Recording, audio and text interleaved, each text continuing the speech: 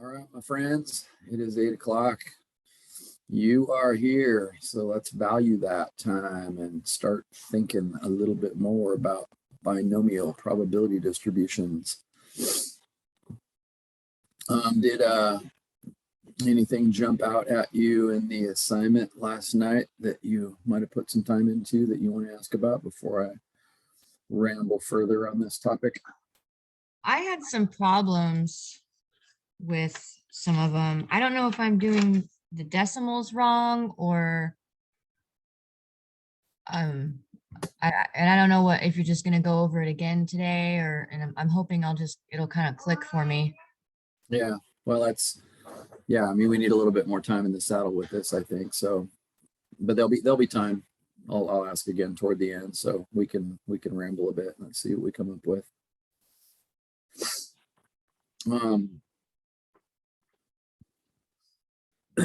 So yeah, let's kind of start from scratch. Again, what we're really trying to do is establish the probability of different things happening. And so let's use the illustration that I brought up before called the probability of drawing a face card out of the deck. And we said that probability, since there are 12 face cards out of 52 cards in the deck, that'd be the probability of that happening. If you divide that, you get about 0.231. I'm going to work with decimals. So you get about 0.231 for that. So that'd be the probability of success, kind of what we were calling P yesterday. And does it make sense that automatically then Q, which is kind of the probability of failure or not getting a face card, would have to be what's left over? Probability of not a face card automatically would be 1 minus that probability. So that'd be 0.769. So that's Q.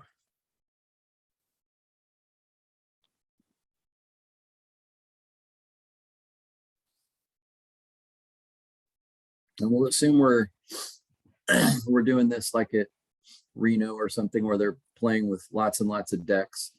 Because if you're playing cards and with one deck and you get a hand with a whole bunch of face cards in it, then you kind of realize, oh, well, there's only 12 in the deck, so I'm probably not going to get as many next time. But if it's like at Reno and they're dealing with 7 decks or whatever, then this probability of 0.231 kind of stays pretty consistent. And let's say we're going to play a fixed hand. We're going to play, say, 7-card poker hand or something like that. In other words, we're being dealt 7 cards. This idea of having a fixed number of trials, kind of like yesterday, we were playing golf and we had 9 holes, so it was a question of what's the probability we're going to hit in each hole. So, or the shooter was going to shoot 5 times. And so how many times is he going to make it in 5 shots? Well, today this is going to be a 7-card poker hand. And so we're kind of wondering how many face cards we're going to get.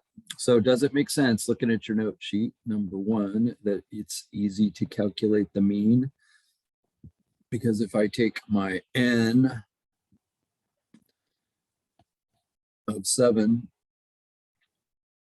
and multiply by my probability of 0.231, oops, I should write the whole formula out. Forgot which order I wrote it in. They'll be multiplied, so it doesn't make any difference. So if I take 7 times 0.231, I can figure this out before I even start, and I get about 1.6. I'm very anxious that you understand what that means. Anybody want to attempt to put that into words? I'm about to play this game, and I just got a calculation that the mean would be 1.6.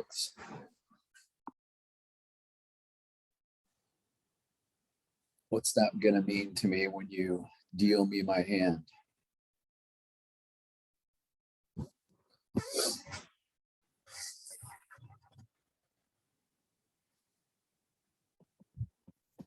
Remember, this can be thought of as mean or expected value. In other words, thank you. In other words, that's what I would expect to happen. So if you're going to deal me a 7-card poker hand, then I'd expect to get 1.6 face cards. Now, of course, these are discrete probability distributions. You can't get 1.6, but it tells me that if I got 1 or 2, that would be kind of not surprising. So if I got more than that, then I might be pleasantly surprised. If I got less than that, I might be disappointed. But this gives me a pretty good prediction of what I can expect to happen. Now, does that mean that kind of every single time you play this game, that you're just going to get either 1 or 2 face cards? The answer is no, because there's variation to that. There's deviation from that. And so the second calculation you can make for this is the standard deviation. And again, we have a formula for this. Excuse me, this formula only works for binomial distributions. That formula says if you take also n times p, just like before, but also q, and then take the square root of it. So that'd be 7 times 0.231 times 0.769. And take the square root of all that. 7 times 0.231 times 0.769. I got 1.1 approximately.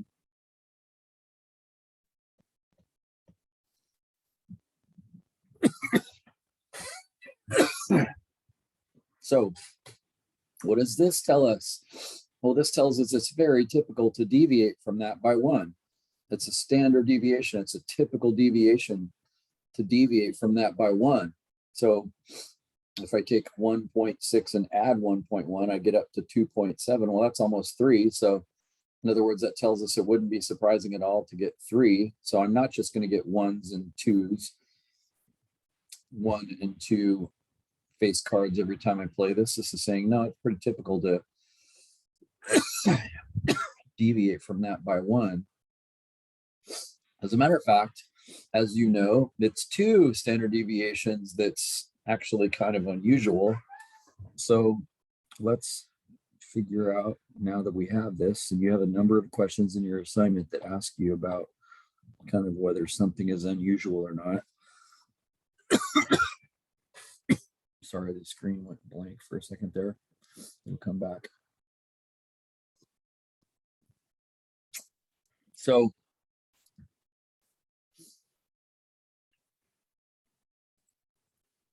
to be able to ask the question, you know, for instance, would it be unusual to get 4? If I ask that question of you, is it unusual to get 4 face cards? The mean is 1.6. Again, meaning that I should get 1 or 2.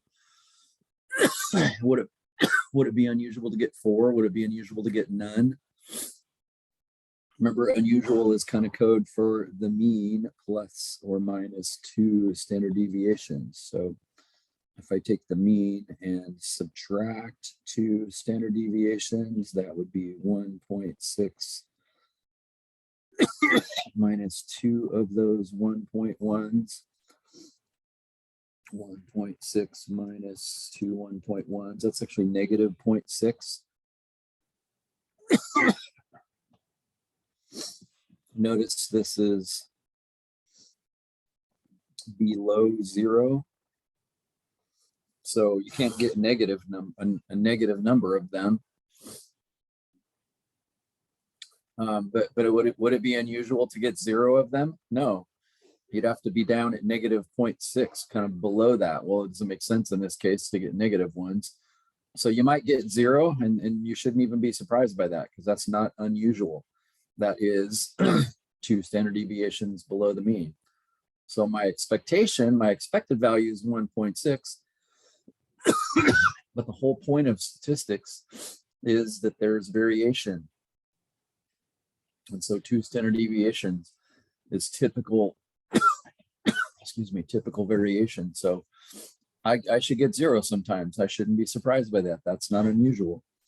What about on the upper end? What if I took the mean and added 2 standard deviations to it? 1.6 plus 2 1.1s. That'd be 3.8, I believe.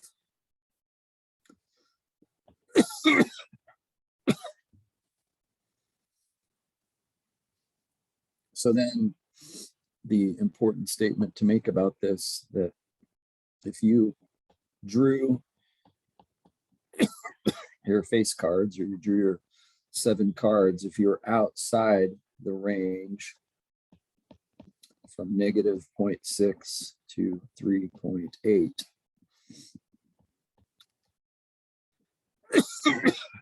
that would be unusual.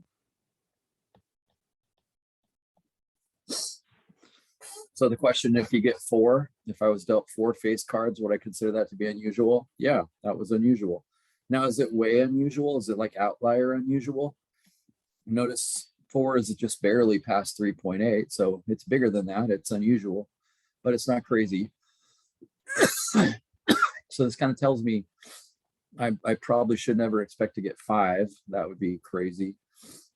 That feels insane. I shouldn't expect to get 6. I shouldn't expect to get all 7 of them face cards. It just feels like that's going to never happen. Do you see why this is powerful? Like, we haven't even made the distribution yet, and I kind of have a sense of what's going to happen now. Remember, this is binomial because we took cards, and although there's all kinds of cards that you can draw, we've just categorized them into 2 categories. We said face card, not face card. So we made it binomial. Okay, so let's tackle the probability distribution now. So I'll say probability. Let's see, I'll say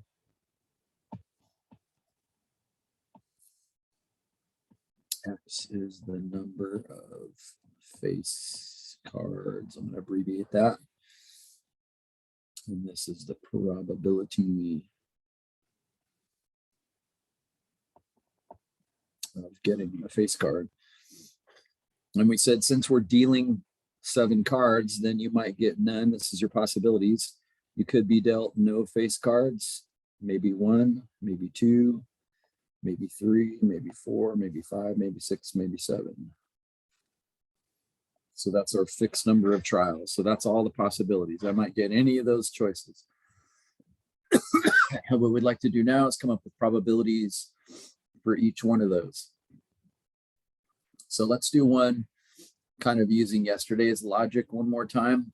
Let's maybe even lean on kind of our note sheet over here.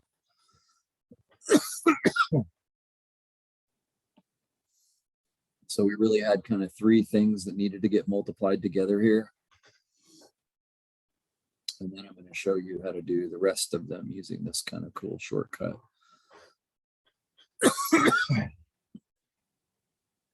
So remember, P is kind of the probability of success, and X is whatever particular number that you're working on right now. So let's kind of do that one first. So let's say I was working on 5 here. So I'd say, okay, what's the probability for that? Well, the probability of success we said was 0.231. And I am interested in getting 5 face cards. This is the one I'm calculating. So that means I have to get that 5 times. So face card, face card, face card. We saw a second ago that this is unusual. We saw 4 was unusual, and so 5 is even more unusual. This is going to be a really low % chance of happening. So that's the P raised to whatever X that you happen to be calculating. We're calculating the probability of 5 right now. So then what does this note sheet say? It says, okay, cool. Well, then you take that and you multiply by the other probability, the leftover probability, the other stuff that can happen, the non-face cards. And then notice it says n minus x. So for us, x was 5, n was 7 because there were 7 cards. 7 minus 5 is 2. Again, I want this to make sense to you. It shouldn't have to look quite that scary and formulaic. Really just means, okay, well, if we have 5 of those, then automatically 7, 6, 9, since there's 7 cards being dealt, then we've already kind of accounted for 5 of them. 5 face cards, that means we have 2 of these. So notice 5 and 2 have to add to 7. Those 2 percentages have to add to 1. And so that takes care of that. The only thing we have to multiply by now is how many ways could you be dealt these cards? In other words, your first 5 cards could all be face cards. And then you'd get 2 non-face cards, or maybe the first is a face card and then a whole bunch of non-face cards, and then you start getting face cards again. There's a lot of order in which that could be done in. And what did we say? We said we could steal this off of Pascal's triangle. But yesterday we learned that the numbers in Pascal's triangle can be found using this C button here. And so notice for us, how many ways can that happen? Well, we just saw n was 7 and x was 5. So that's exactly what I'm typing over here, 7C5. That's going to tell me how many different ways this can happen. I went to school yesterday and brought home a camera, so this is still going to be kind of lame, but it's better than nothing.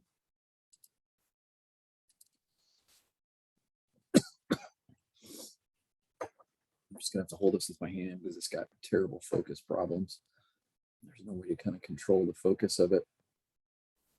But I'll do the best I can. It's better than nothing. So yesterday I said that where is this business? So for most of us, if we went 7C5, for most of you, you have to hit 7 first. Focus is so terrible. You have to hit 7 first, and then you go to math. I'm on math right there. And then you're looking for probability up there on the top. So you've got to kind of arrow your way over to probability. And then you can see NCR right there. This calculator, when you hit NCR, like it kind of plugs in what you have so far. The main thing, however your calculator works, is mine actually puts boxes for both numbers. So you actually are entering 7 inside the box. Sorry, I'm trying to move it around, make it focus because it doesn't like to focus for some reason.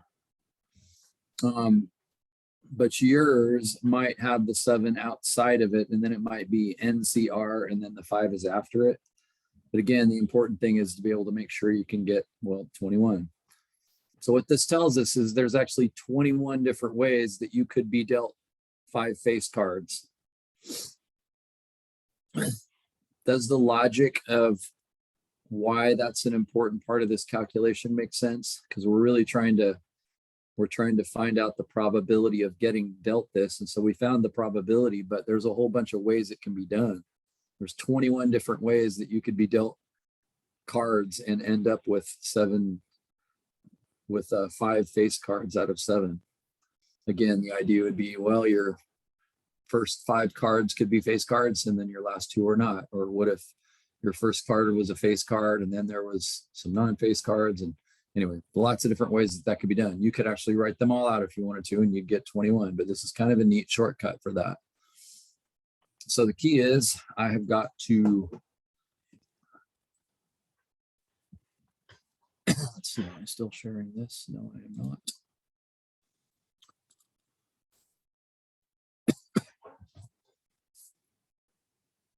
So using Pascal's triangle, using that cool button in your calculator, you've got to come up with 21.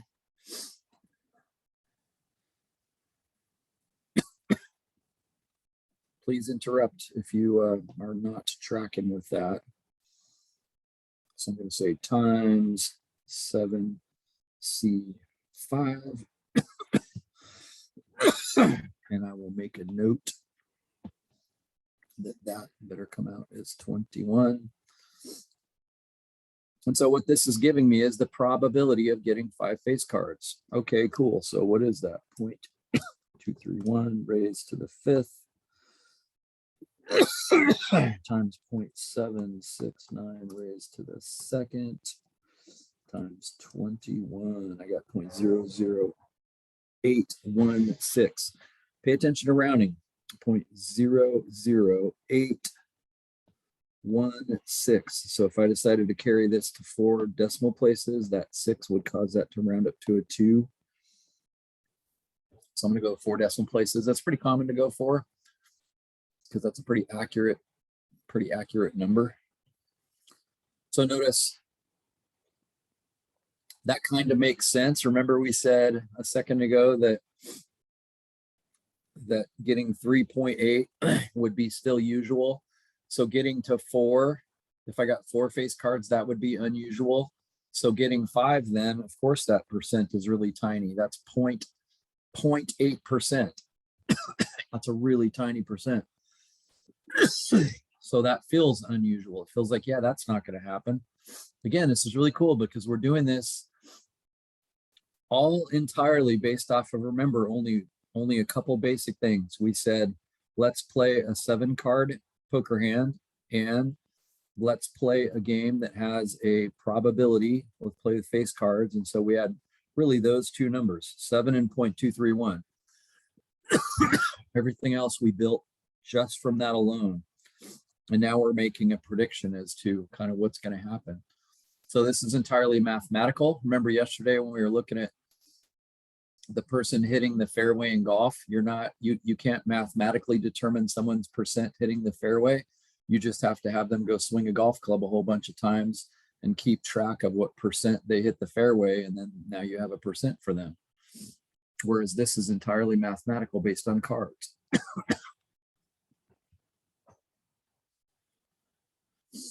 Lauren, you guys having any trouble hearing me? Lauren's in the chat. She's having trouble hearing me. I hear you fine. Okay.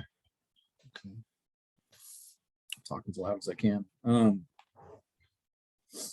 Now, let me show you the really kind of cool shortcut for this. And there's a part of me that says, why? Like, don't show them a shortcut because this is kind of neat. I think you can see the probability unfolding before you with the numbers that I have sitting off there to the right. But there is a really cool button in your calculator.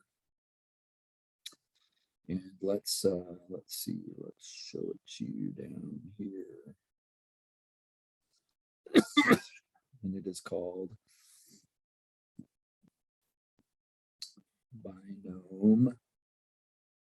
binomial PDF. And again, I've showed you this. We haven't really looked carefully at it, but here it is on the 84. Now, notice the arguments it's asking for. There's an order to this. Some of your calculators will ask you for these, so you can't screw them up. If your calculator is a little older, you got to remember to put these in here. So for us, the one we just calculated, notice N we said was 7 because there was 7 cards being dealt. P for us was 0.231. That was kind of the probability we were interested in, the probability of success. And then X is the particular number of face cards you happen to be calculating at the time. The one we were doing, X was 5. So we were asking for the probability of getting 5 face cards, being dealt 7 of them, given the probability of getting a face card is 0.231. In other words, if we just enter that into our calculator, we're going to get that same 0.008 number. Excuse me. So this is kind of cool. Again, the shortcuts are awesome. I love shortcuts. They're fast, they're quick. I can get jobs done really efficiently, but it tends to kind of appear as magic. So I really hope you feel this tension. That's why I want to take a second and talk about it. I hope you find yourself saying, ooh, I love that shortcut. That's really cool. But then I also hope you find yourself saying, yeah, but I don't really understand what it's doing. It's just magic. I can't get my hands on it. I don't really understand what's happening. There's kind of a tension here that you should feel. Okay, so stop share. Let's share this external camera and see if the camera will focus enough for you to see this. Okay, so do this with me and interrupt and ask questions, whatever you need. So we got to go find this thing. And this is kind of cool, but you see where I'm pointing right here where it says variables? Right above it. Come on, man, focus. So frustrating. Technology. Right above it, it says DISTR for distribution. That should actually make sense because aren't we studying binomial distributions? And we've been looking at distributions a lot in this class. So I need to get distribution. Obviously that's right above that. So I got to hit second over here to get it. So do that with me. Second distribution. And this one is obscure enough that it's not even, it isn't even one of the ones that you're seeing. It's not one of the options. So, come on, dude, focus.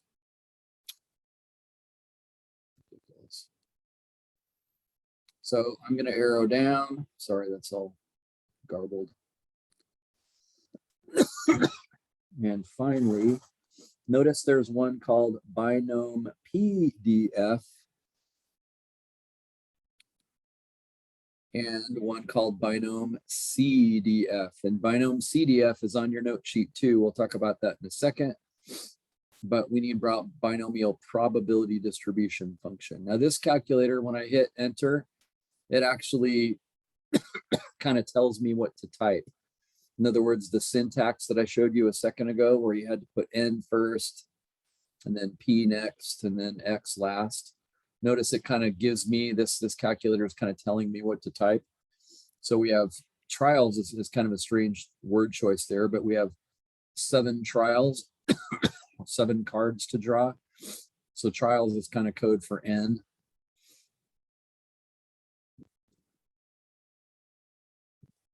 And P was 0.231. Again, I'm sorry about the focus. And then the X value, the particular X value that I'm after,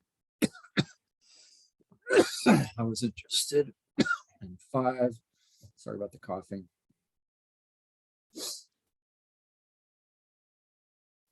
And so then I say paste, and notice it actually typed what I showed you was the syntax. So some of your calculators did not help you like mine just did, if you will. You just have to kind of look at the note sheet and know to type 7 first, comma, it's a comma between each one, and then the P percentage, comma, and then which number are you calculating, and then you hit enter, bam. There's the 0.00816 that we just got ourselves a second ago.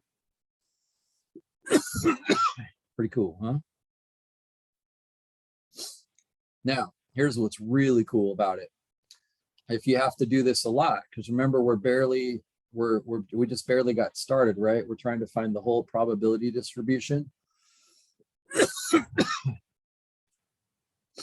Remember, to get this to do another calculation for you, notice the 7's not going to change because there were already 7 cards being dealt, and the probability of getting a face card was always 0.231. The only thing we actually have to change is the 5. So if I just go back there and change that 5 to every single number between 0 and 7 that our probability distribution just asked for, then I'll get all the probabilities. And remember, the way to do that, rather than have to start all over again, if you look right above enter, it says entry. So if I hit second enter,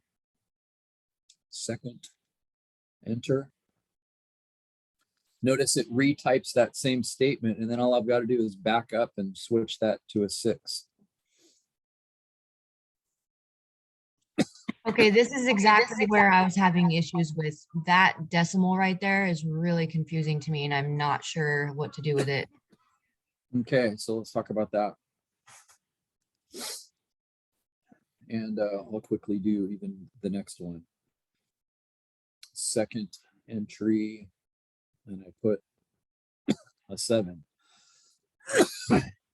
So this would be the probability of getting all 7 face cards. And notice it says that. And so what you got to pay attention to is this number right here makes sense because it's kind of a small decimal, you know, it's like less than 1. Remember, all probabilities are supposed to be less than 1.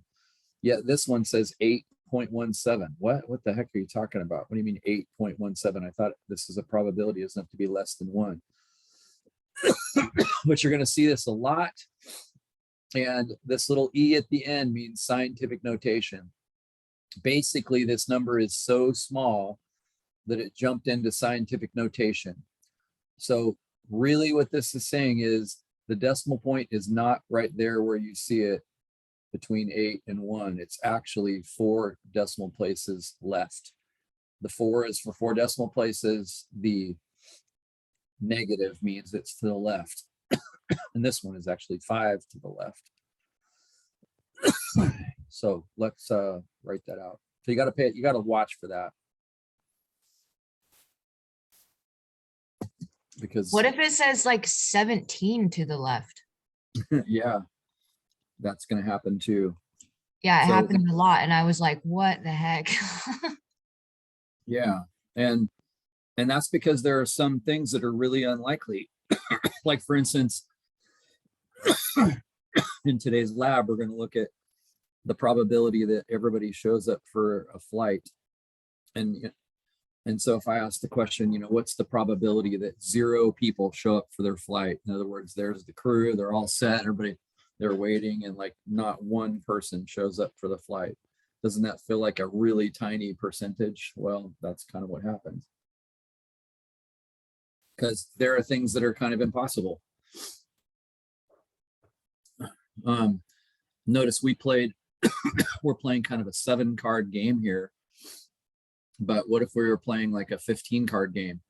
And I said, what's the probability that, you know, you got all 15 face cards? Well, that's going to be a really small probability. And possibly small. So let's type this out. I have a question. Go ahead.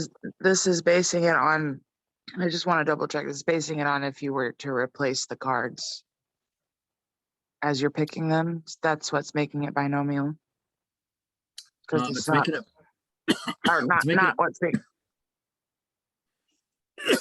it's making a binomial because we made the game up so that we either get face cards or we don't. We made the game to be to where it only has 2 choices. There's lots of choices in cards. There's all kinds of games where, you know, there's not just 2 choices. I mean, you could be counting clubs and spades and 10s, but we just said, hey, this game, you know, we're only paying attention to face cards or not face cards. Whoever gets the most face cards wins. That's what makes it binomial. I'm not sure I answered your question though. So do you replace the cards after you choose? Or is it like they Yeah, no. choose a card and then it gets taken out of the deck? So this is kind of like if you were dealt, it's kind of like if you had, you know, 7 or 8 decks, like you shuffled 7 or 8 decks together, and then you dealt 7 cards to, you know, 5 or 6 people around the table or whatever. So the fact that you have so many cards means the probability effectively doesn't change. It stays at 0.231. What maybe is bugging you is like, what if we were just playing with a few people and we only had 1 deck and I kind of dealt a bunch of cards to everybody, and then we stopped that game and like maybe there was a whole bunch of face cards and so then we pushed all those cards off to the side. Does it make sense you don't have the same deck now that you used to have? Maybe there's only like 30 cards left and a whole bunch of the face cards are gone. And so is the probability still 0.231 now? The answer in that case would be no. And so you'd have to be more careful. So that's why I'm saying this game would have to be kind of like Reno, where they have a huge pile of cards to where you always can assume that percentage stays the same because there's just so many cards. Or, as you said, you could actually return them. So even if you have more than one deck of cards, the percentage will still be 0.231, even though it's more than 52. Yeah, because you had 12 face cards out of 52, but if you have two decks, now you have 24 cards, 24 face cards out of 104. Okay. So it stays Yeah, the same okay. percentage. Wonderful question. So when we typed this expression in, we got 8.1789. And then there was this little e to the negative 4.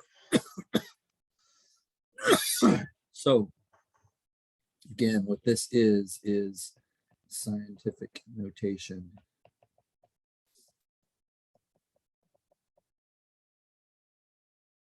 Which is something you see in science classes whenever numbers are really tiny or they're really big. In our case, they're really tiny.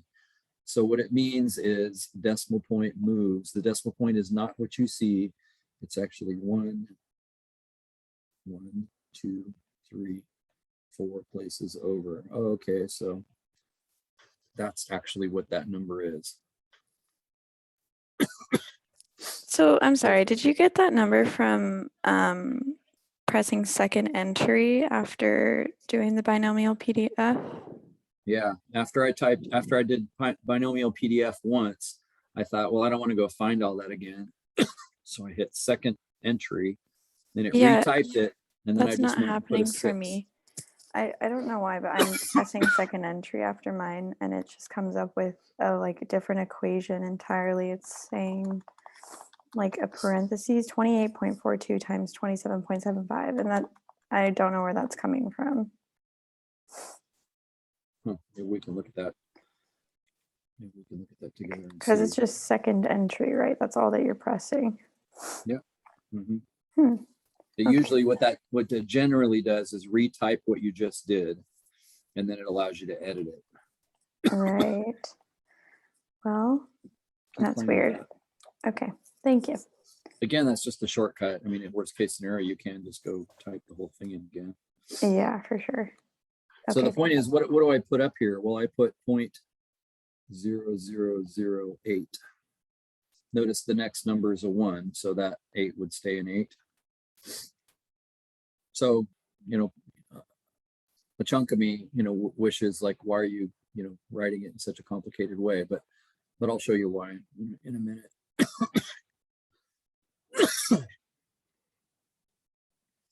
So then when you did it with 7 for the last one,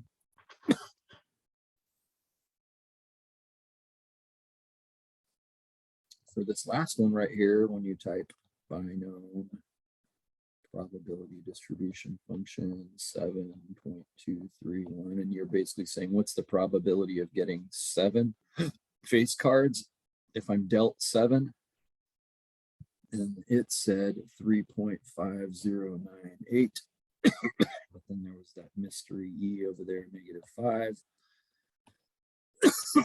and you see that and you go, oh, okay, yeah, I know what that means. It means move it 1, 2, 3, 4, 5 places to the left. Notice that puts a bunch of zeros there. Now this is interesting. What are you going to call that? What are you going to call that number if you have decided, as I have, to round to 4 decimal places? What am I going to put in there as the percentage chance for this? 0? Exactly, 0. Rounded to 4 places. Now, if this 3 right here had been in like a 9, then at least the 9 would have rounded this up to 1. But it's only a 3, so effectively it's a 0. One of the things you'll see in your assignment, you can do one of 2 things here. You can put, and this is something I kind of like to put, if you put a 0 there, but just put a little plus sign after it, what that means is it isn't actually 0, but it's effectively 0. It's bigger than 0, but it's impossible. Like it's not going to happen.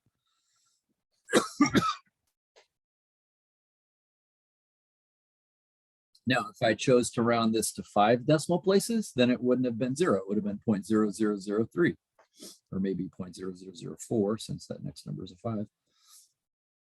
And so it just kind of depends on how you choose to round it. But there's lots of probabilities that are 0 that are effectively not going to happen. If we said, are you going to get struck by lightning today? Is there a chance? Yes, but it's kind of 0 plus. It's such a tiny percentage that you can kind of count on that not happening. And so notice this tells us, don't count on getting 7 face cards. And didn't we already kind of agree on that earlier? We said usual would be a max of 3.8. So it's like, are you going to make it all the way to 7? Of course, those percentages are going to be really tiny. So does it make sense how quickly you could speed through all of it? I'm going to go back to the start now and hit second entry, put a 0 in for binom PDF, and I got 0.1590. Second entry, I'm going to switch out the 0 for a 1. I got 0.3344. Notice these percentages are pretty big. These are likely, right? Like these are percentages that I kind of think, oh yeah, that could actually happen. Remember what our mean said. We said we expected to get 1.6, and so notice, of course, 1 is a pretty high percentage. That's exactly what the mean predicted, is you should get around 1. That's why that percentage is so high. 1.6 though is between 1 and 2, so I would expect 2 to also be high, and it is 0.30135, so 0.3014. So notice those two are the highest percentages. And now I know it's going to drop off from there because the mean is the most likely possibility. So 3 is not going to be higher. Does that make sense? So now it's going to start dropping off on its way to the bottom, which was 0. So I got 0.1509 for 3. That makes sense. And 4 is my last one. And I got 0.0453.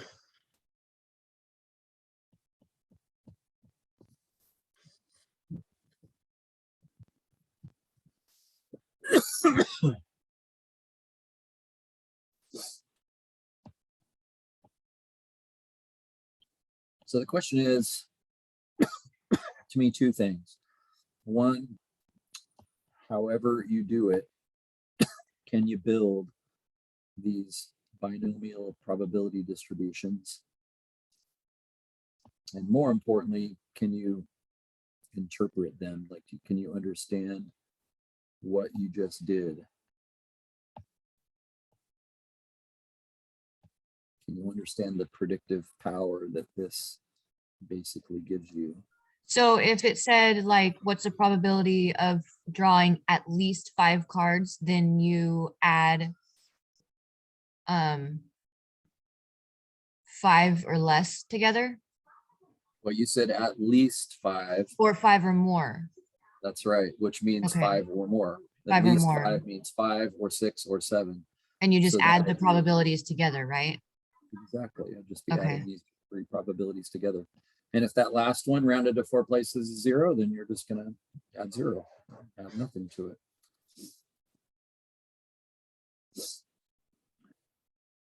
And if it was at least, it would be 5 or less, right? How add are you all the- wording that? So if it said, if you drew at least 5 cards, then it would be all of them added together up until 5. No, because at least 5 still means 5 is your Oh, least. never mind. That's the end. I just asked that question. Never mind. So yeah, there's a reading component to these. Like you really got to kind of read slowly. What if I said, what's the probability of drawing at most 3 face cards?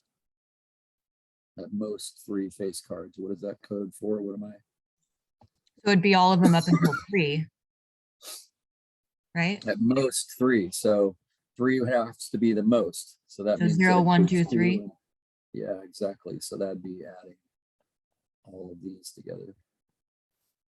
At most 3. So 3 got counted. So I'd be adding up all those probabilities. You see the logic in that? Once you get the Yeah. probability distribution made, there's all kinds of cool probability related questions you can answer about it. So again, the cool thing is all those probabilities are going to add to 100%. Things that I should recognize, since the mean was 1.6, then I should find the largest probabilities right there. I should find the largest probability at 1.6. Well, this is discrete. There isn't a 1.6, but on either side of 1.6, 1 and 2, 1 and 2, of course, these are the 2 largest probabilities. That kind of tells me I did something right there. And so the probability is kind of spread out from there. And of course, the plus or minus 2 standard deviation thing is still kind of huge. Notice 0 is if you have a 15%, well, actually 16% chance of getting no face cards. So you shouldn't be very surprised at that. 16% is a pretty likely percentage. So I shouldn't be surprised if I actually get none. Shouldn't be surprised if I get 3. But notice when you get out to 4, now the percentage is down below 5%. And so that's kind of an indication that you're down to unusual. Remember, 95% was usual and 5% was unusual. So now we're getting below 5%. So these last 4 possibilities here aren't going to happen very often. If I get dealt 4, 5, or 6, or 7 face cards, I should be surprised. Like, wow, that doesn't happen. That's pretty cool.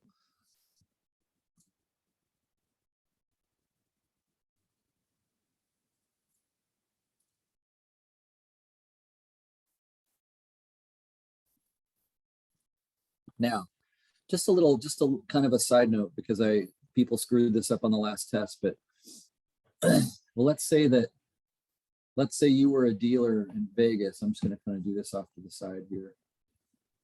And let's say you dealt, like you went to work that day and this was like the table you were at. So you dealt all day long and you played that game, and let's say you dealt 6,327 hands to different people.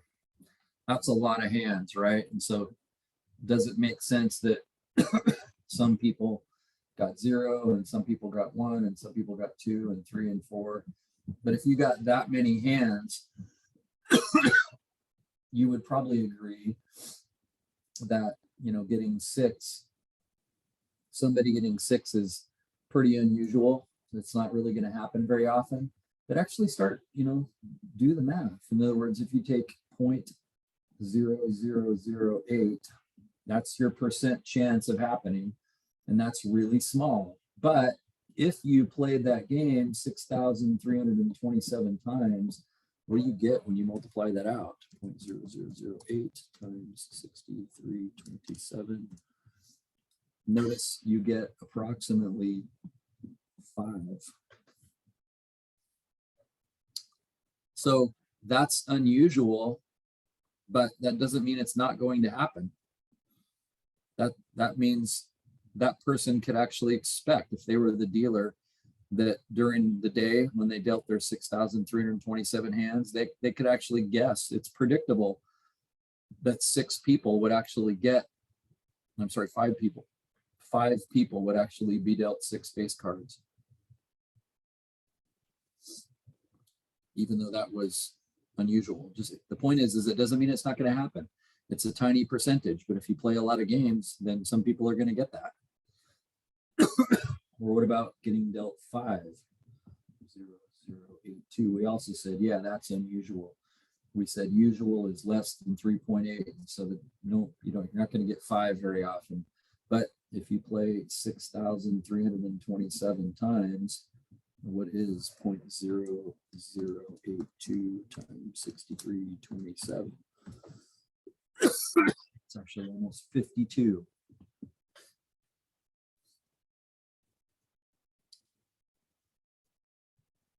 in this way, we could actually predict how many hands of every single type that dealer was going to deal. Isn't this amazing? Isn't that kind of a powerful idea? Even that last one, remember how it was effectively 0 plus? If I remember right, it was actually, well, it was right here. So it was 0.00003. I'll put the 5 on there. I wonder, so we said, yeah, that's a tiny percentage, effectively 0. But would somebody actually get dealt that? 0.00035 times 63.27. Notice the answer to that is 0.2. So the answer to that is no, that's not enough hands. Like probably still nobody got dealt that. That's still not going to happen. Didn't even make it to one person. But you can appreciate if that number wasn't 6,327, if it was 16,327, then there probably actually would be one person. Even though the percent was really low, it's still actually predictable that maybe one person would get dealt that during the day. So that's kind of interesting. So understand those percentages actually allow you to kind of to predict what would happen on a given day. So just because percents are small doesn't mean they're not going to happen. It just means they're just not going to happen very often.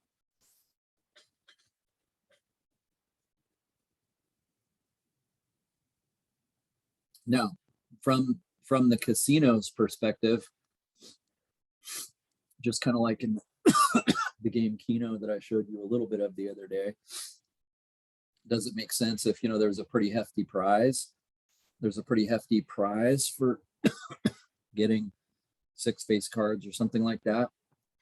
Does it make sense? It would be awful nice for them to be able to predict that during the day at a particular table, there's going to be 5 people that actually win that amount. And so, you know, now you can be prepared. Now you kind of have the money set aside, or you know how much to charge for people to play the game so that you made enough money so that you could pay that prize out. It wouldn't be a problem.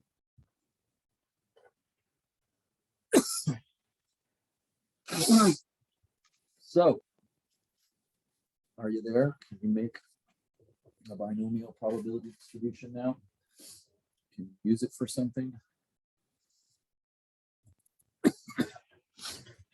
Now, In that, I have a question. In that case, can you figure out how many games can you just figure out how many games would have to be played for that to actually happen?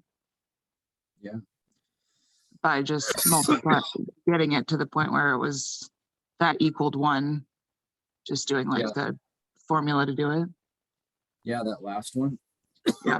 Notice for that last one, it would be, this is why algebra is kind of cool. If you said 0.00035 times some number, I don't know what number that is, and I'd like to know when that's equal to 1. Notice in order to answer that, I'd have to do the opposite of multiply by 0.00035. I'd have to divide both sides by 0.00035. Sorry, 4 zeros there. So on your calculator, if you take 1 divided by 1, 2, 3, 4, 3, 5, I got 28,571.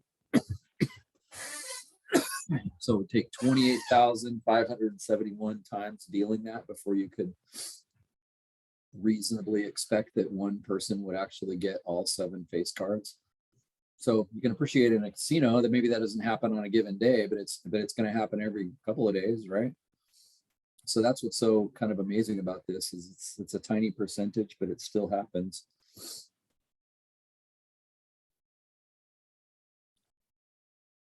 Incidentally, this is kind of what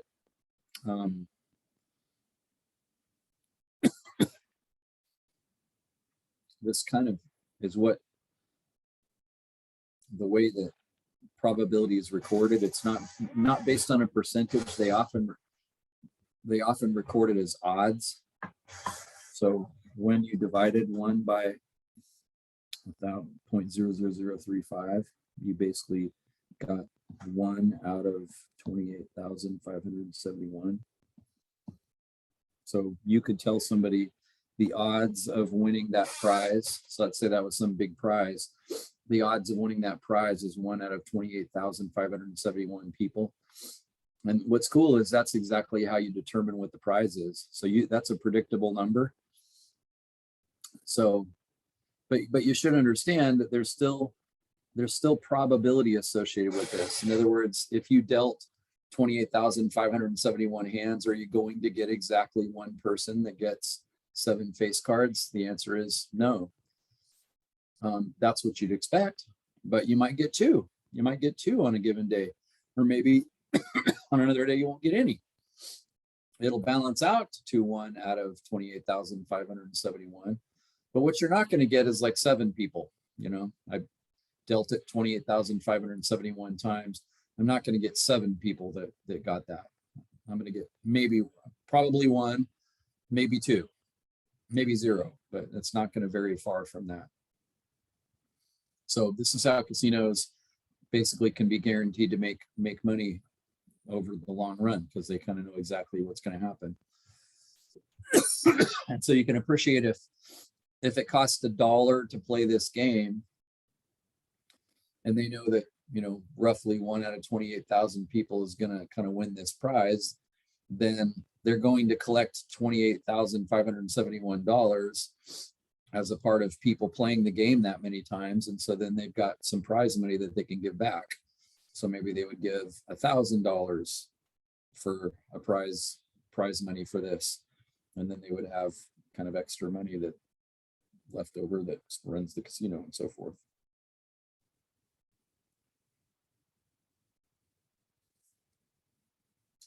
Okay. I really want you to get this well. There's some challenging questions in your assignment just because they're asking questions from different directions. You'll find yourself, you know, struggling to kind of reading comprehension kinds of problems, you know, here and there. And, you know, that'll make you think. But what I just showed you here, every single question in your assignment is based entirely just on making that probability distribution. I do want to show you just one more quick thing before we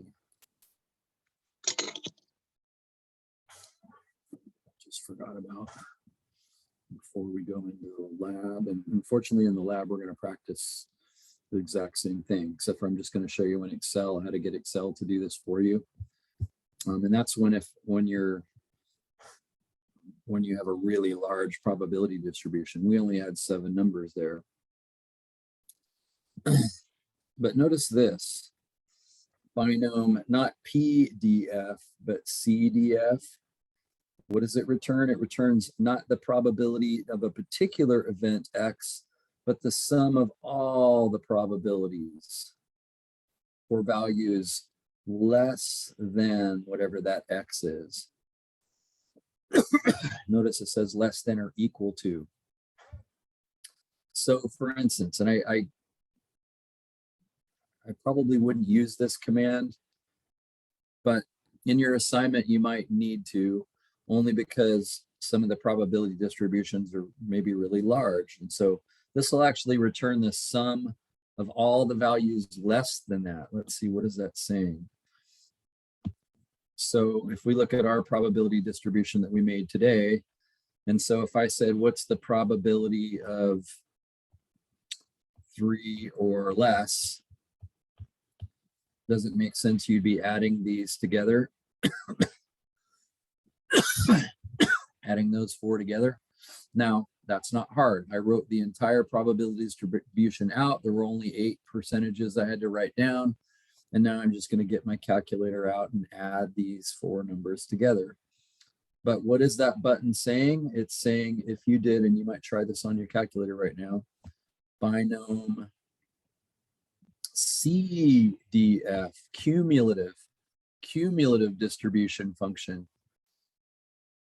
And it's what it's saying is you type the same exact stuff you typed before. You type 7, you type 0.31, and then you type 3, But instead of giving you just the probability at 3, it's going to give you the sum of all of the probabilities less than 3. So it'll add them up for you. Does that make sense? You might try that. Let's see. I'm going to add those myself first. 0.18, 0.159 plus 0.3344 plus 0.3014 plus 0.1509. I added all those up and I got 0.9457. So what happens if I type this in? Supposedly I'm going to get the same exact answer. It's going to add those up for me. So if I remember right in your assignment, you have some that are probability distributions are really big. And so it would take a long time to write them all down. Let's see. Second distribution. Binom CDF. 7 trials, 0.231 for the percentage X. Yeah, that's what I got. So yeah, binom CDF actually added those for me automatically. So you're welcome to make use of that for the questions where you're interested in adding up a bunch of them. That button was invented to help you do that. Notice it only works less than. If I wanted to have 3 or more, I wouldn't be able to do it. I can only do less.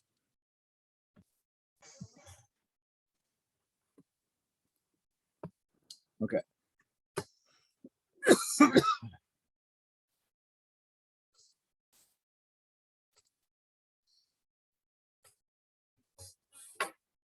Okay, so this is really cool. This is a really kind of a powerful lab in the sense that, first of all, it's not hard. So work your way into my open math. I'd love for you to just kind of do this with me. We have plenty of time. You might even get it done today. But the reason this is kind of a powerful example is because it will help you understand like how somebody could genuinely make some money and genuinely use this for something incredibly practical. So while you're pulling this up, I'll introduce this a little bit. So the 747, the most common passenger jet in service, is among the fastest airliners in service with high subatomic cruise speed of 570 miles per hour. That's interesting. And it can actually travel 7,200 miles without refueling. And the important thing for us, the passenger version can accommodate 416 passengers. So a second ago, we had 7 cards we were being dealt. Well, this is a plane that holds 416 people. So that's our N. Our N is 416. Now, so remember, that's all we needed to know. Last time we knew N was 7, and the probability that we were interested in, because it was face cards, was 0.231. That's all we knew, and we made everything. We're going to do the same thing here. We have 416 seats, and the second thing we know is if it's an industry standard that 91.4% of passengers show up for their flight. 91% of people show up.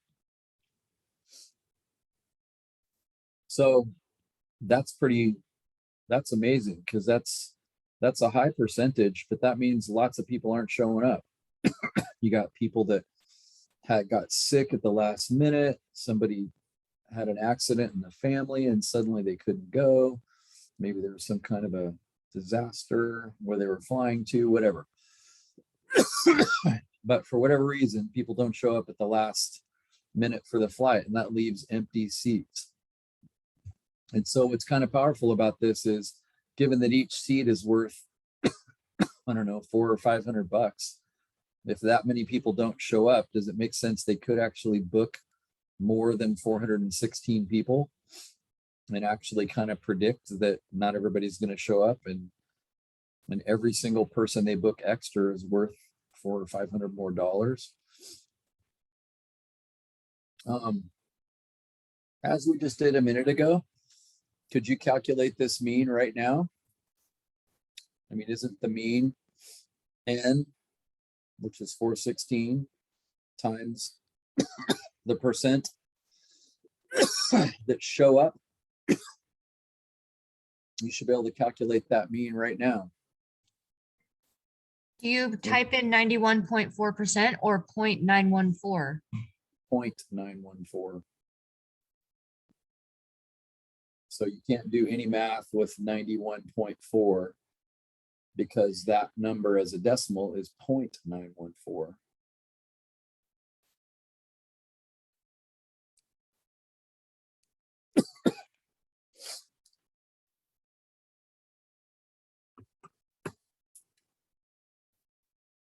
So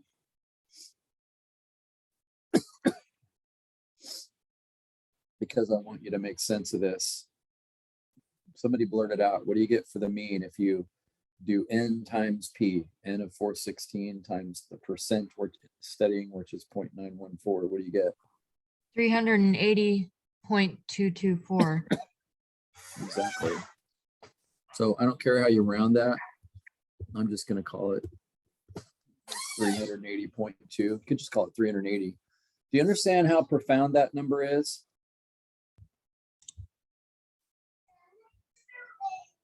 There's how intense that is. Wait, so you're saying 416 passengers, like there's 416 seats on this airplane, and that's the average number. That's the number of people then you can expect to show up. Remember, that's what mean is expected value. So that's actually your best guess as to how many people are actually going to show up for the flight. That should strike you as profound, because whoa, if that happened, 380, that's 36 passengers. That's 36 chairs that don't have a person in them. Does that make sense? Let's see, 36 chairs times $500. Wow, that's $18,000. So if they actually booked 36 extra people, in other words, overbooked the flight, assuming that really only 380 would show up, so they actually booked 36 extra passengers for this flight, essentially hoping that, probability would work and that only 380 would show up. Then if they book 36 extra passengers, then they'd make an extra $18,000 just on one flight, one single flight, and they make $18,000 extra. Wow. I mean, this is a big deal. And I guess I hope you understand this. Like, people get paid to know statistics to try to advise airlines as to how many passengers they should book. And I don't know if you've ever been on a flight where they had too many people actually show up, but this is a regular industry standard to overbook flights. I don't know how.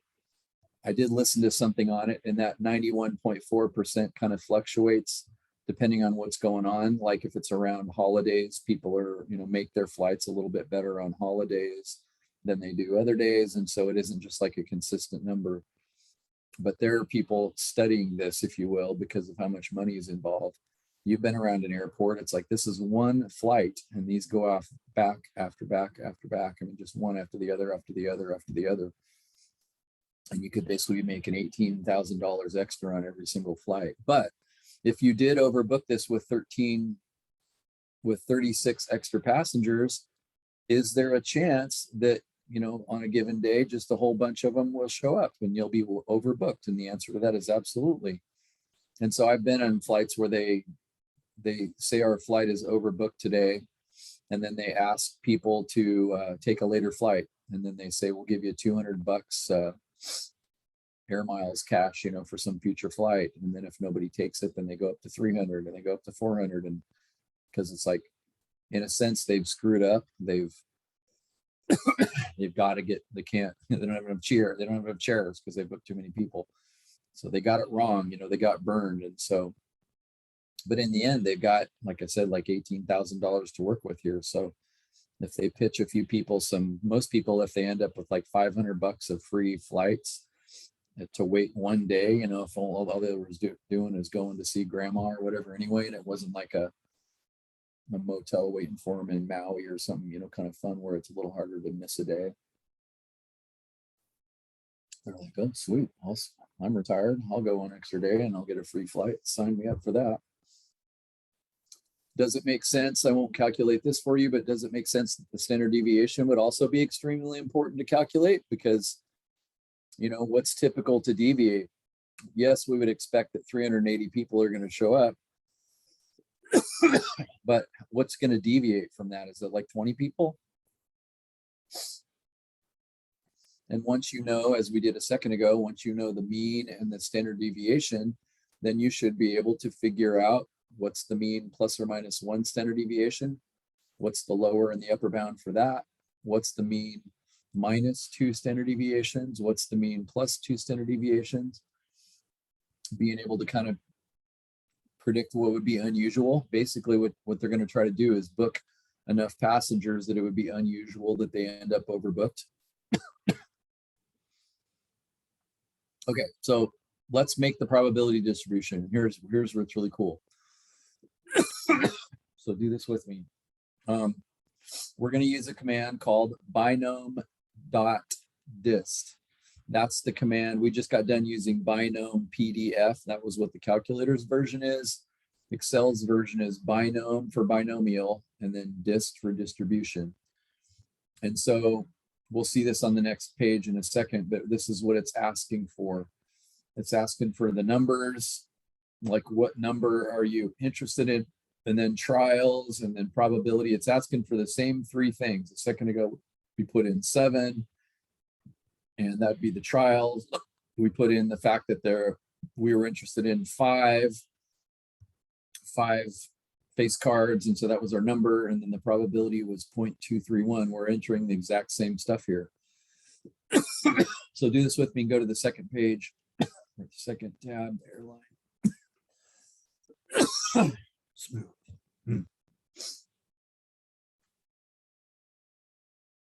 So notice this is a massive probability distribution. Why is it massive? Because we have to have 0 people show up. The number that show up could be 0, could be 1, could be 2, could be 3. And notice it goes all the way down. I'm arrowing all the way down, clear down to 416. This is a gigantic probability distribution. And even with the cool cheat button in the calculator, this is going to take a long time to kind of find 416 probabilities. But this is, again, where Excel really shines, because I only have to do this once and I can copy it down and I'll have all the probabilities. So go to this cell over here, and I said some directions on the other page, but I'm just going to start typing them. So like we've always done with Excel, if you start with an equal sign and you just start typing by binom, binom, and you'll see it come up there, binom dist. I'm just going to keep typing binom dot dist. And then you got to start a parentheses. And notice it's asking for what it wants in the order that it wants it in. And this is not the same order that your calculator wanted it. A second ago, your calculator wanted n first, and then the probability, and then the number. This is actually asking for the number first. And so what we're doing here is we're finding that the number we're looking at right now, because we're in the very first one, is what if 0 show up? So I'm just going to click that cell over there. So this is the probability that 0 show up. So that's the number it wants first. And then if I hit comma, it'll move to the next choice. Again, trials is not necessarily a great choice of words, but trials is like how many seats are on the airplane. So in our case, that's 416. So we're finding here the probability that 0 people show up out of 416 seats. So I'm done with trials. Hit comma again. And now it jumps to the probability. And we said the probability of showing up was 0.914, right? 0.914. So it's asking in a totally different order. And then there's this option for cumulative. In other words, do you want it to add things up for you? And for our purposes, we don't. So we're going to hit comma and then say false.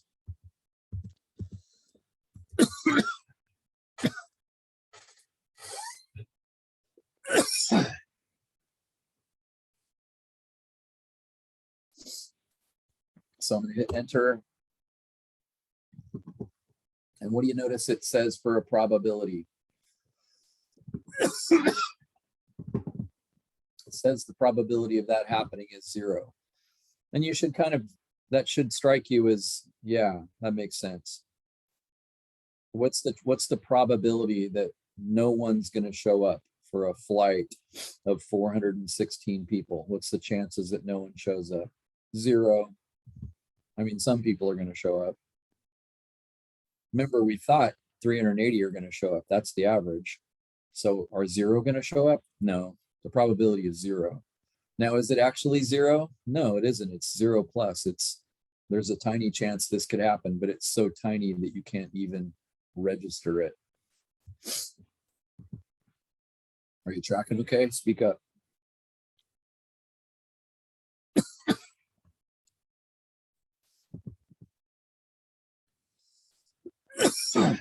So here's the really good news. We're done. Now we can fill the whole chart out just by copying that down. Notice our formula had some constants in it, 416 and 0.914. The only thing that wasn't a constant is A4, which is that cell over here. And so if I grab this little box, you can see that little green box in the lower right-hand corner right there. If you grab that and drag that down, that copies it down.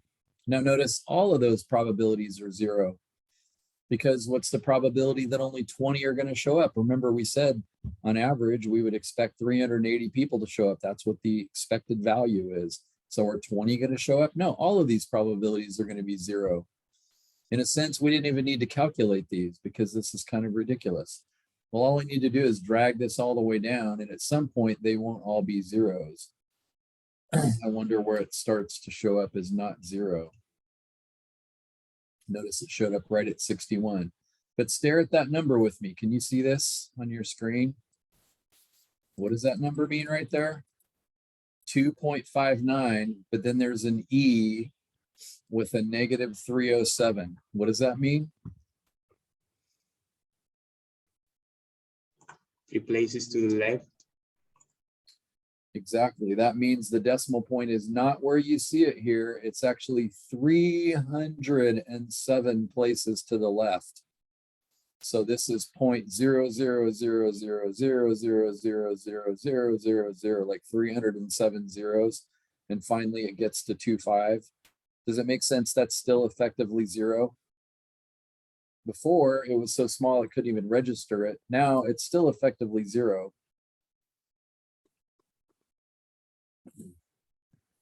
So notice all of these have the decimal places actually, and this is what scientific notation exists for.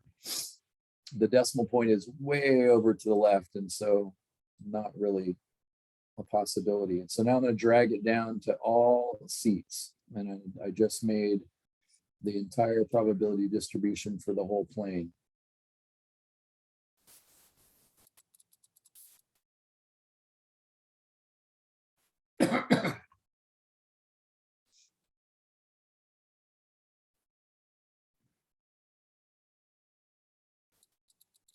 And I want you to notice something. A second ago on the other page, we said the mean was 380.2. What do you notice about those percentages right there? Just kind of those percentages in that area right there. What do you notice about those?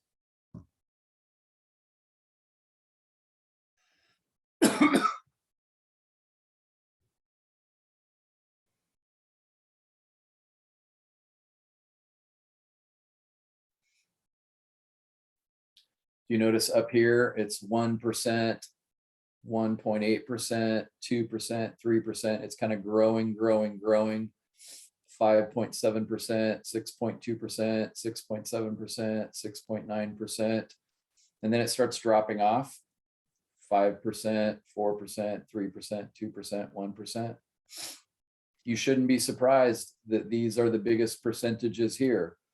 Why are those the biggest ones? Because didn't we say the mean was 380? That's what's most likely to happen. Those are the biggest percentages. But notice they're really tiny. There's still only 6% chance. In other words, we might have thought that, oh yeah, 380 is the expected number to people to show up. But notice 380 only has like a 7% chance of actually happening. Notice there's a lot of other percentages outside of that.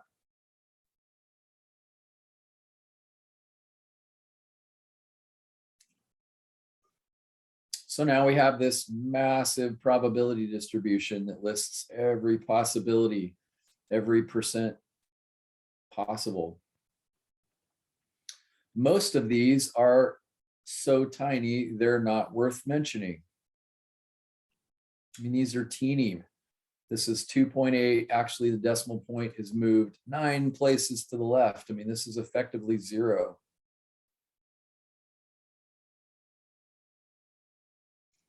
Now, what I'd like you to think about is what portion of this isn't 0? Would you agree that, I mean, these are all zeros up here. Effectively, so are these. These are all zeros. This is not going to happen. Like, you're not going to have 90 people show up for the flight. All of these are zeros. I mean, clear down in the 150s. That's just not going to happen. That is not how many people are ever going to show up. Those percentages are effectively zeros. And it just stays 0 forever. When is it not 0?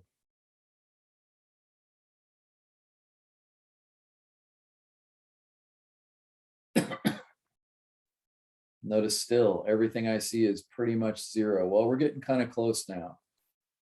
So just as a for instance, where am I right now? I'm right here. So I've got that one highlighted right now. So the decimal point is actually 6 places to the left of that. So if I was to write that out, it would be 0.123458832. That's what that number really means, right? I just moved the decimal point 6 places to the left. That still feels pretty much like 0. Would you agree with that? I mean, rounded to 4 decimal places, even 5 decimal places, it's still pretty much 0. But notice, rounded to 4 places, like maybe this is the first number right here. Maybe this is the first number right here that kind of isn't 0. 0.0001. Notice it's the first number that isn't scientific notation anymore. So almost every part of this above this is effectively 0. But now all of a sudden I'm getting stuff that at least has a chance of actually happening. So what I'm asking on this other page is for you to make a reasonably sized and presentable probability distribution. I said reasonably sized because this one on the other page is wasted. In other words, if I was to go to some kind of a board meeting, I don't want to show them the entire probability distribution because it's got so many zeros on it and it's huge. I can't even display it all. I just want to display part of it, you know, the parts that aren't 0. So maybe I'm starting somewhere in here. I don't know. Maybe I'm starting right here. I'll turn all of that red. Maybe I'm starting there. How far down do I go? So notice all these probabilities are reasonable numbers. They're not zeros. They're tiny, but they're not zeros. But then all of a sudden they go back to zeros again. Notice the chance that all 416 people show up. Again, isn't that a ridiculously small number? That decimal point is not there. It's actually 17 places to the left. So That's not realistic. So maybe I'm showing the ones that don't have scientific notation. Does that make sense? So maybe it's between 399 and what was the other one that I had a second ago? 359. Those are the only ones that aren't zeros. Maybe that's what I'm going to show. That's what I'm going to show over here for reasonably sized, just the ones that aren't zeros. Notice I said presentable in red because in order to be presentable, like you've got to have a title on the top of it. I've made a point when I've drawn these for you of having a title on the top so that a person could read this thing.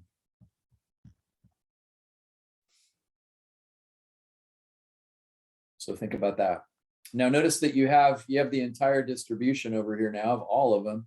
Notice there's some easy questions to answer. I said, estimate the probability that 400 or more passengers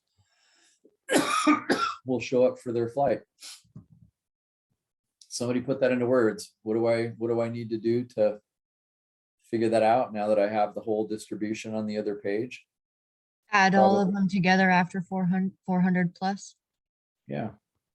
400 or more passengers show up. So if I go over here and then I said 400 or more, so that counts 400. So don't I just need to add up all of these probabilities? And again, it's kind of cool that your calculator over here shows the sum, or your Excel shows that automatically. You could add those all up, but it says what it is right over here. I'm seeing 0.0001, 3 zeros and a 1. So now that you have this, does it make sense? It's easy to answer those questions. Estimate the probability that less than 380 passengers will show up.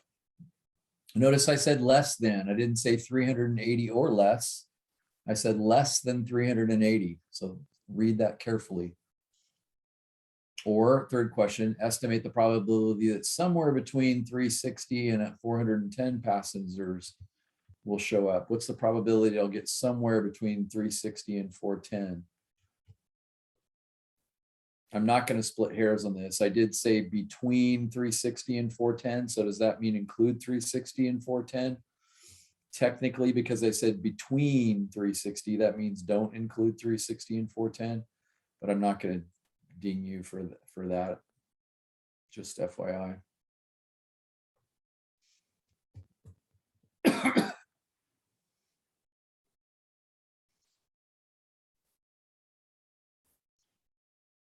So let's see, I'm going to grab the part of this. Excuse me, I don't understand exactly what I'm supposed to present for a distribution. Like, what is like a chart of Yeah.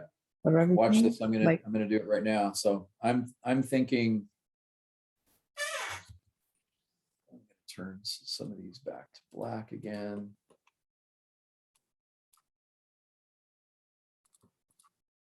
I'm thinking all of these are the non-zero. Basically, these are the non-zero probabilities. Do you agree with that? Everybody doesn't have to have the same kind of answer I have, but it's like this one is the first one that wasn't in scientific notation.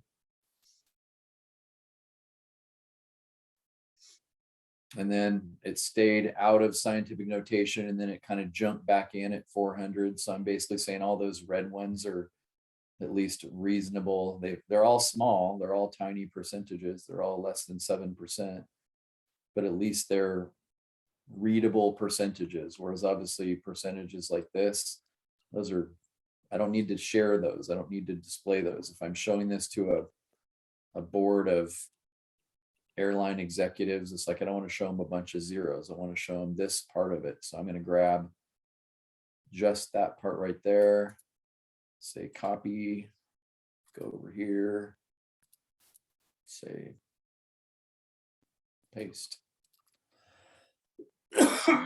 So do you see how that's at least seeable? Well, close to seeable.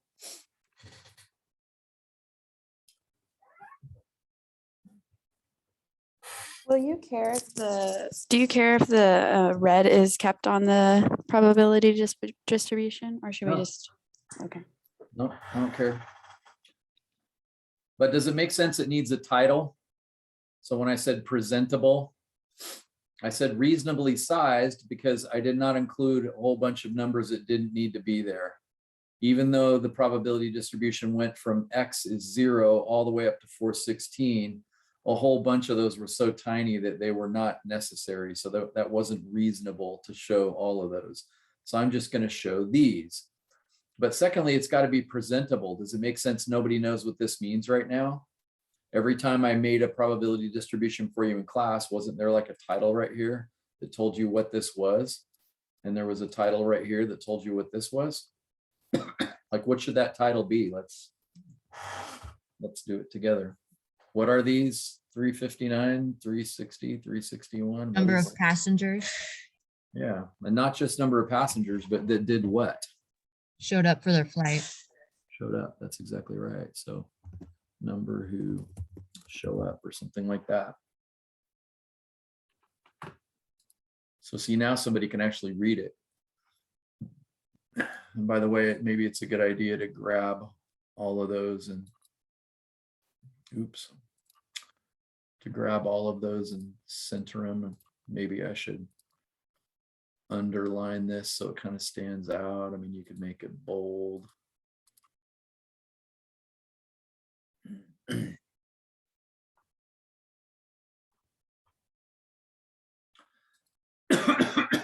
going to say X, the number X that show up. That way over here, I can say this is the probability of X. Again, I'm thinking that should be bold and underlined and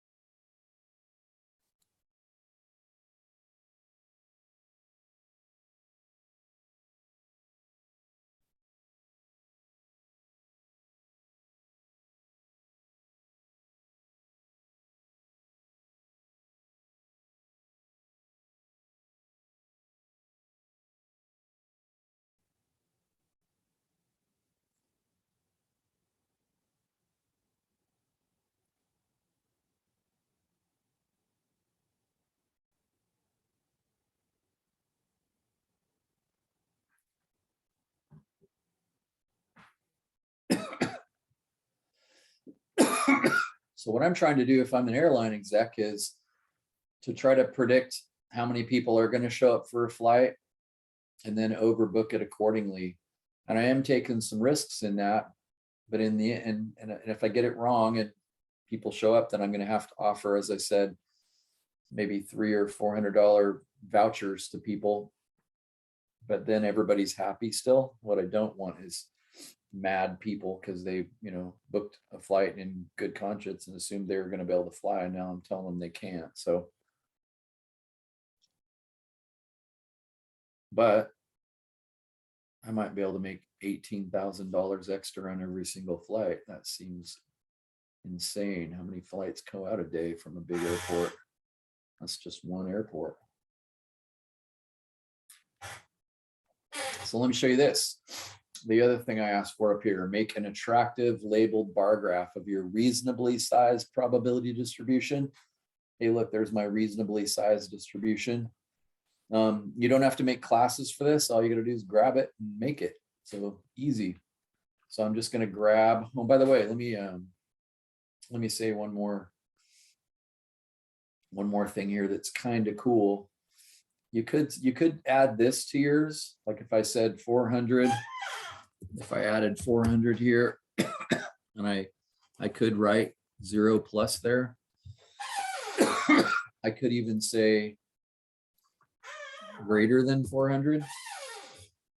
Basically, I'm sort of saying anything more than 400, the probability of that is 0 plus. It's,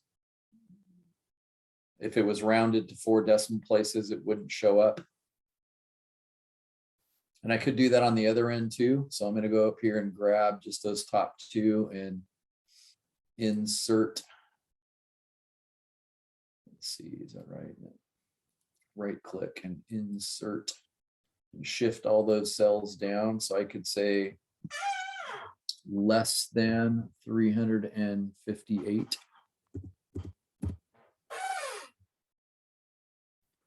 And I could say the same thing. That's also 0 plus. In other words, anything. Because I copied that, that made those bold and underlined, just like my title above it. I just fixed that. Basically, now what I'm saying is, it's kind of like I included the rest of the chart. That's kind of neat. In other words, anything less than 358, that's pretty much 0. That's not going to happen. You're not going to get that. So that's kind of cool. And then of course, all these probabilities in between, they're not 0. Those were reasonably sized. So now I'm just going to grab all those and do what we've done before. Insert a bar graph.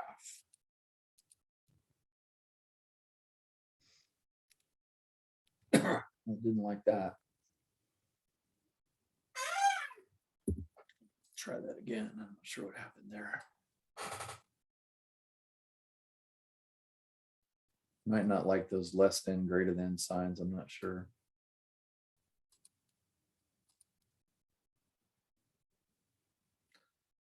I'm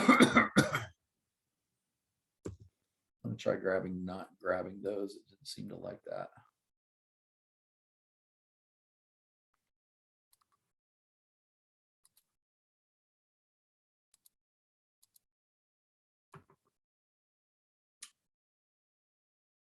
So actually, that's not working too good.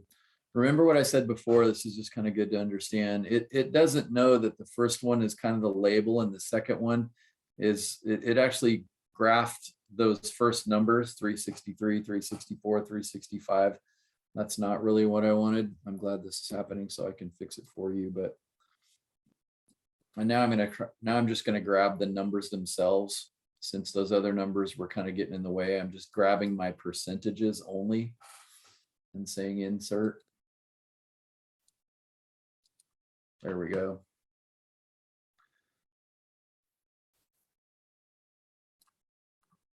And what I just did is real common. It's kind of like I want to grab this thing and move it, but there's so many different places on it you can grab. But notice I left you a kind of a place to put it up here.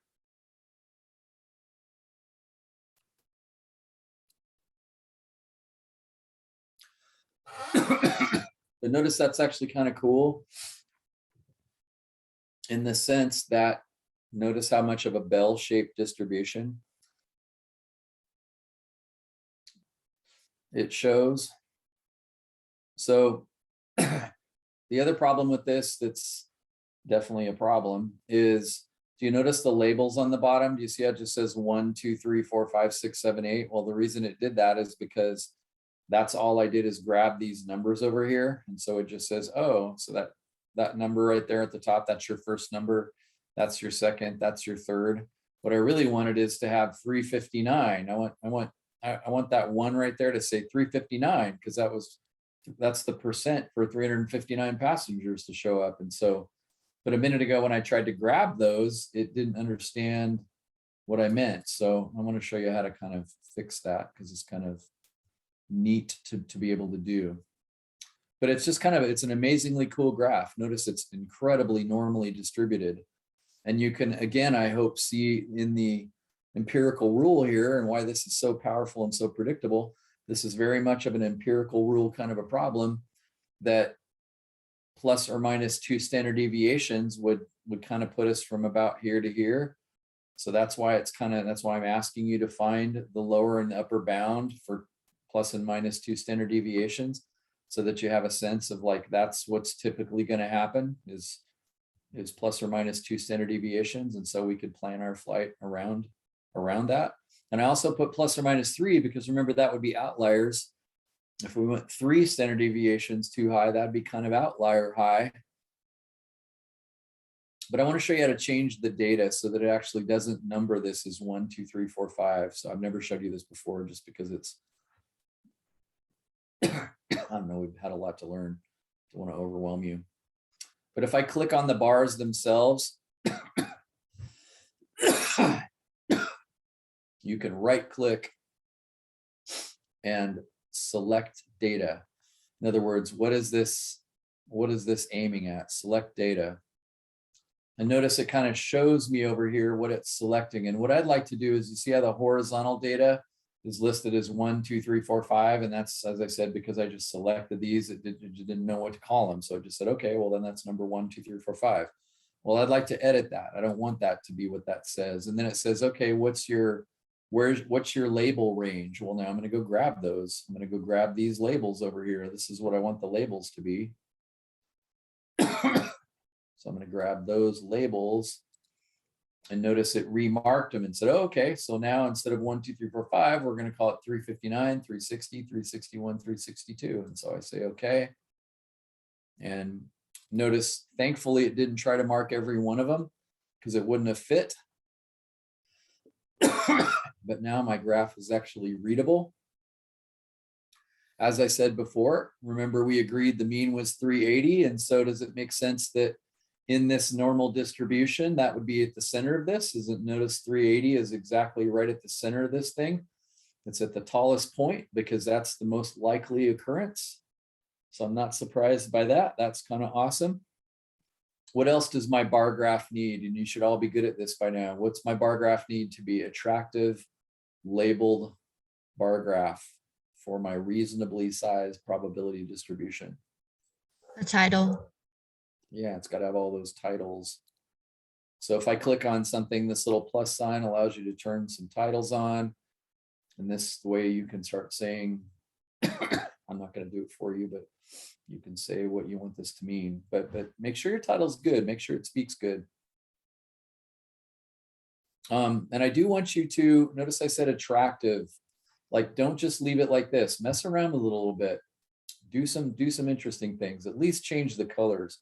This is just black, blah. It's blue and white. Like, at least go in here and click this. You can always right click. If you click anything and right click, you can go in and change it. I'm going to change the chart area, and it's for I'm going to fill it up with a solid fill. I don't want to use blue because that was the same color as my bars, but I can choose some different color. Like I'll choose, I don't know, light green. Like even that looks way better than it looked before. And I haven't even really done that much. You can do ridiculous things. I don't really necessarily want you to do this, but notice it says picture or texture fill. I'm going to try a picture fill. Let's see, where do I find a picture? Let's see, clipboard file. Like if I had a picture of an airplane, for instance, I could go copy a picture of an airplane, put it in there. I'm going to go online. Actually, I'm not sure I remember how to do this, but I'll just play around for a second and see. So I'm going to search for an airplane. So that one looks nice. I'm going to insert that. Let's see. So now all of a sudden my cool graph has an airplane in the background. I kind of like that. You could, I think, perhaps agree that although that's fun, I can't see the bar graph very well anymore. Like maybe that's a bad decision. So just because you add stuff doesn't always make it a good thing. I'm going to change the solid fill on this to be black. Maybe that'll overcome the airplane. Let's see, what else could I do with this thing? I don't remember how to do this. I'm just playing around. Maybe I could make those bars bigger. Let's see, is there some way to do that? I don't remember how. Maybe this is it. Series overlap. How much overlap is there? Is that changing anything? I can't. Just changing these because I don't remember. That seemed to make them smaller. Gap width. Oh, there we go. So if I make a tinier gap width, I can make those things. I can make the bars kind of look fatter. So maybe now I can kind of have my airplane in there and the bars are black enough and they stand out enough that maybe that's okay. I'm sure there's things I could do to, go in there and color that airplane so it wasn't quite so opaque. I could make it so it didn't stand out as much. But there's all kinds of cool stuff that you can do if you have an artistic flair to you. But I would say this, in the end, I didn't use it here, but I always often use the word professional. Putting something in it to keep it professional looking, I think, is kind of important. I would say this isn't good overall. I mean, it's kind of fun to have an airplane, but I think that's distracting. I don't think that's a good decision. But for you artsy types, if you want to play with this, there's lots of stuff that you can do. So kind of fun to stick pictures in the background.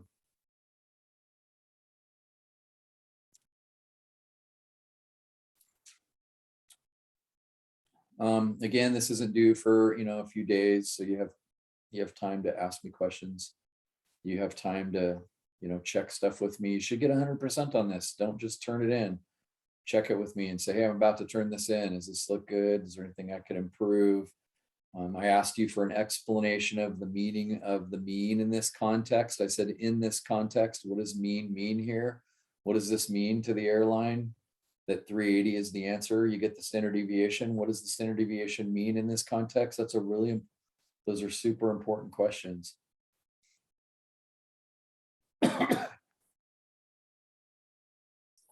When I right click on the title axis, like the axis titles, to make the numbers different, it doesn't come up with an option to do that on my computer.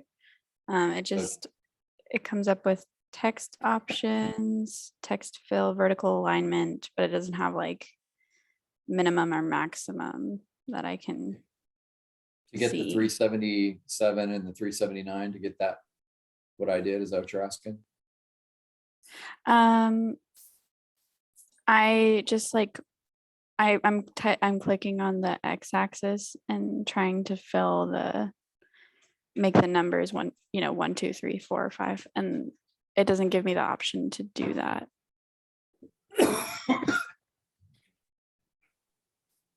So did you grab just the numbers over here when you did this? Yeah, I did.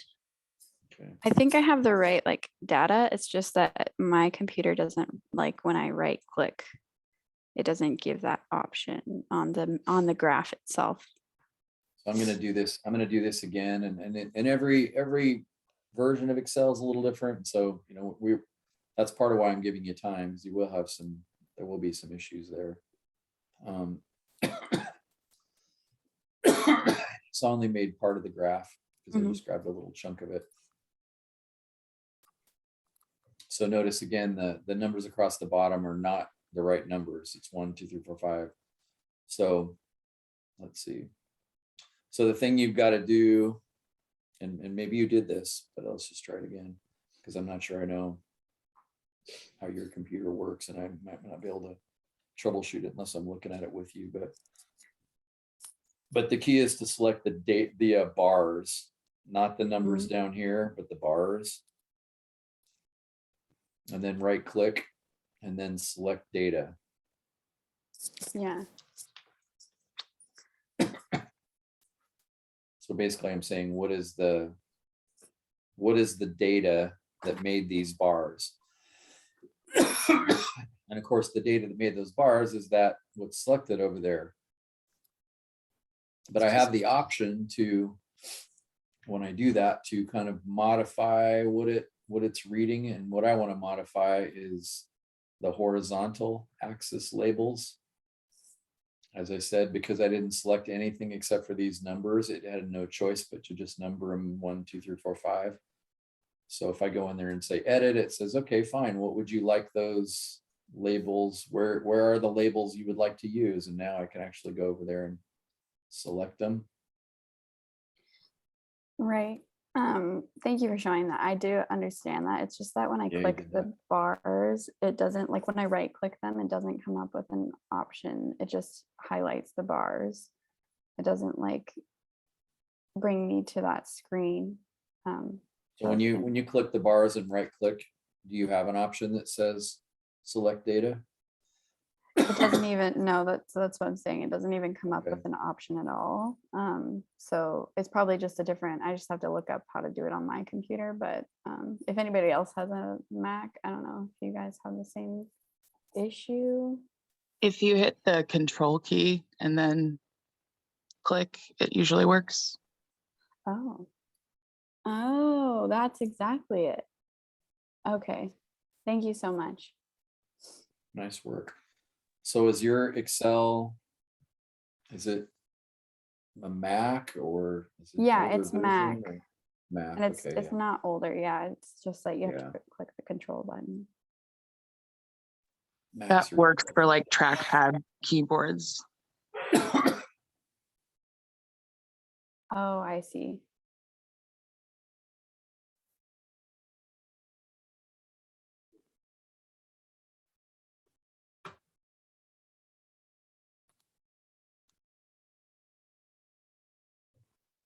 Well, you're more than welcome to stay as long as you want, play with this, ask me any questions, just kind of while we're working. You can actually share your screen with me if you're, working on something that's not working. I'm gonna stop sharing now, so you could do that if you want to. You can get out of here. It's 9:50 and go work on it on your own. But I'm at your service if you want some advice.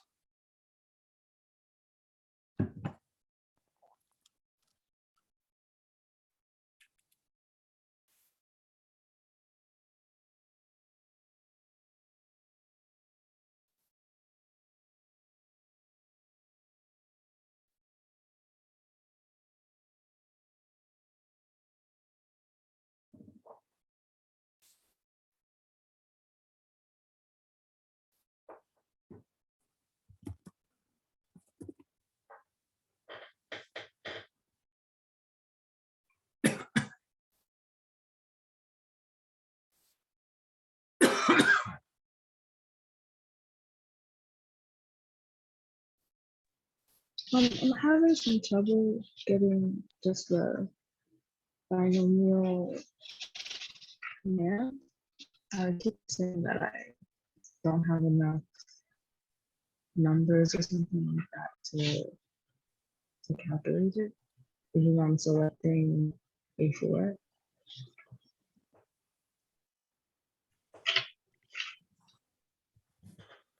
Try that one more time, Andrew. I didn't make any sense of that. Like on the airline PDF, the second tab, I'm just trying to get the data up, and I'm using the first command, but it's not working. I put Can you share equal your- sign can you share your screen? by- Can you share your screen? That's good. uh, And I'll talk you through it. Okay, I guess I would have to leave and switch. I'm like on my computer, but my Zoom is on my phone. But I can show you. Yeah.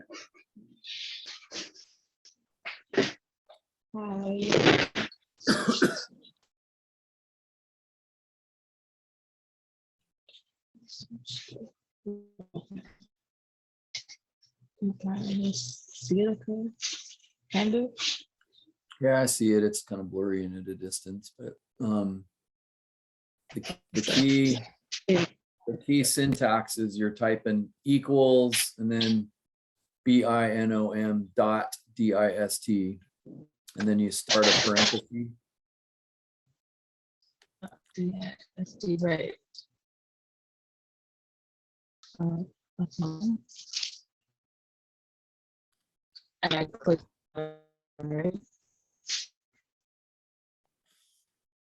And then you should click, then you should click cell A4 for your first number after the parenthesis, because basically that's saying that's the probability that I'm going to calculate is whatever's in that cell. In other words, the probability that no people show up because that first cell is 0. Right. And then comma So 416 and then comma 0.914. So it's asking first for what number are you finding the probability of, what's in the number of trials, 416, because there's 416 seats on the plane. And the probability of showing up is 0.914.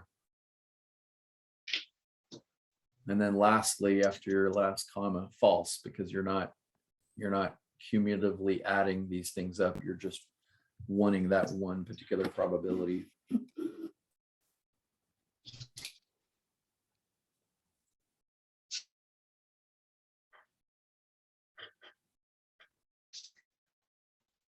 Is that like that? And if you get it right, it's hard to tell because you get you get 0 for a probability because there's basically 0 chance that no people are going to show up. And then just drag her down. And it should start popping up. That's exactly right. Then you just copy that formula down. And the cool thing is that first A4 you typed in, when you copy it down, it'll update to A5 and update to A6. And then eventually by the time you get down a ways, then the probabilities won't be 0 anymore because it'll actually start having a chance of happening. Okay. I just have to fiddle with it, but I'm having a time dragging it. Like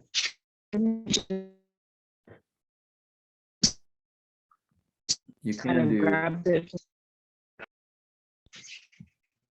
yeah, most of them have a little green box in the lower right-hand corner and you could just drag that box down, but you can also just you can grab the cell and say Control C for copy and then just grab all the other cells and say Control V for paste.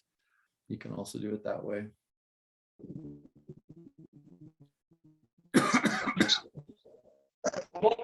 Okay, thank you. It's also is there a command for the standard deviation questions? No, you just have a formula in your formula sheet, square root of NPQ. Same formula we were using earlier in class. Right. So why is there like several sections for lower and upper? Oh, because it's 2 or 3 standard deviations and then thank you.